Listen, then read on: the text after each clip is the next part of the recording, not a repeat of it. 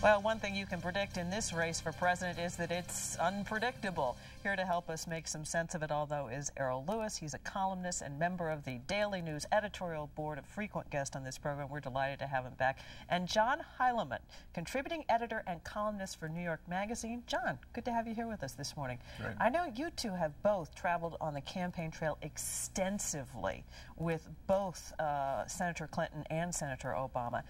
Paint for us, if you will, kind of a picture of what it's like being at their different campaign events. Errol, I know you were down in South Carolina at one Obama event, and you said it was really pretty amazing, very different. It really is.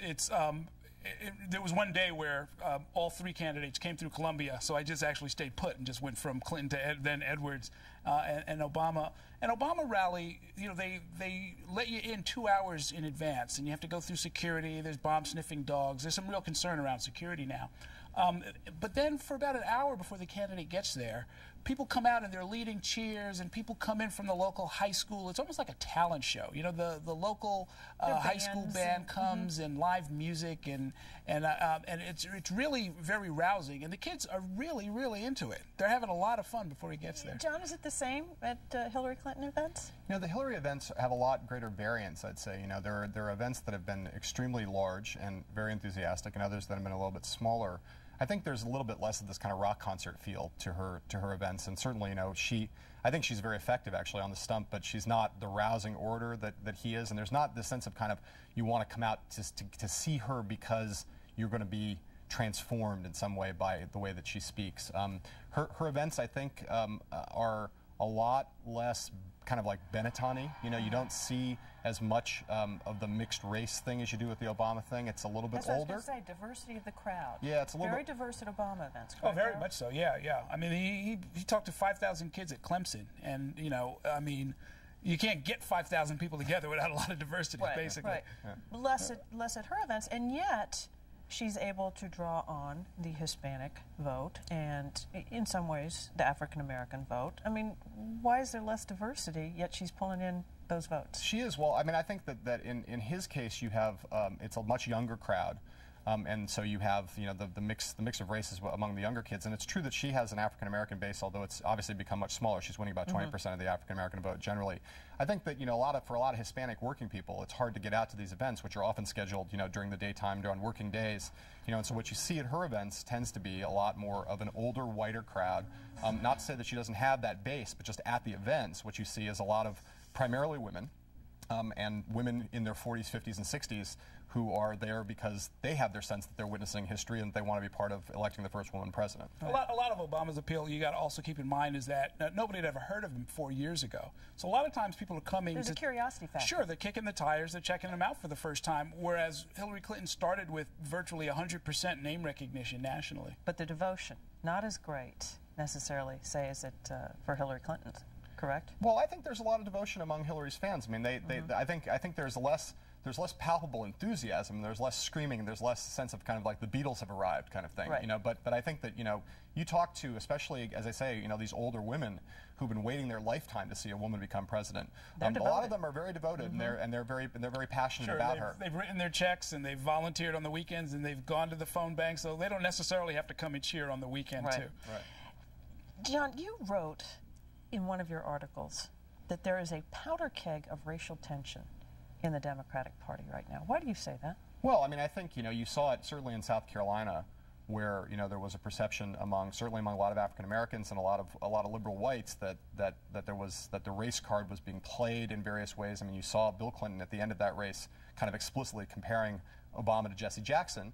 And there was a sense, I think, among a lot of people that they were trying to exacerbate those, they were trying to play that race card in that race. But I think the deeper issue is that, you know, historically there has been a certain reluctance on the part of Hispanic voters to support African-American candidates. We asked Senator Menendez about that. Right. I mean, do you buy into that? Well, he's saying not true. You can make a list on either side. You know, there's a list of cases in which it seems to have been true. There's another list of cases. Dinkins in New York is a good example, but Harold Washington, Wellington Webb in Denver, Mayor Bradley in L.A. who pulled out a lot of Hispanic votes.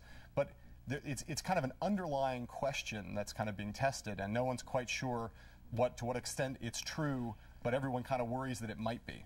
Errol? Yeah, I'm not so sure it does exist, to tell you the truth. Really? Well, you know, look, first of all, as I think it's true. You have examples and you have counterexamples.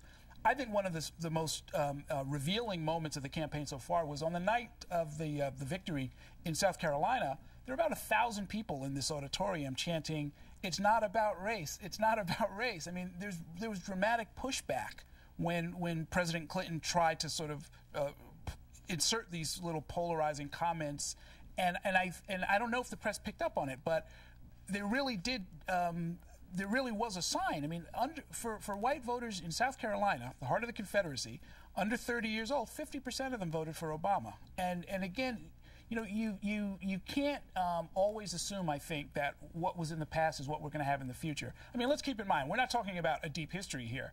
It's only been in the last 40 years that Black and Latino people were even allowed to register to vote. So it's not some deep part of American political culture. It's up for grabs, and I think in some ways it's changing right before our eyes. And I think Errol's right about that, because there's a big difference between younger Hispanics and older Hispanics. For instance, if you talk to leaders in the Hispanic community, they will maybe acknowledge that among the older generation of Latino voters that there's some hesitance about supporting a black candidate, but among the younger ones, that doesn't seem to be nearly as true. And so there's a generational divide that's going on here as well as a racial one.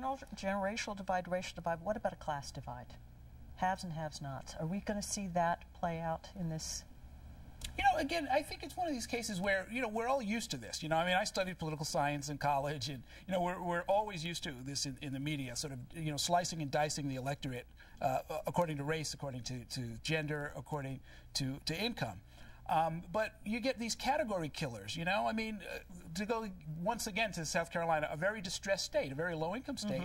But there's 46 counties, and Obama won 43 of them. He won the richest county, and he won the poorest county. You know, it doesn't neatly sort of break out in that way. And we keep trying to make this very neat, don't we, in the press? I think we all want to have answers. This is a big, messy, frustrating electorate, and a big, messy, frustrating election. And I wouldn't have it any other way. I think it's great for the country. Yeah, very exciting for all of us, obviously. Super Tuesday, we all wanted to kind of, you know, tie everything up and have it all done with, but it's not. I mean, here we are with these delegates, you know, and no easy way of saying who's going to win in the party nomination for the Democrats. And it's going to come down to, a lot of people are saying, these super delegates.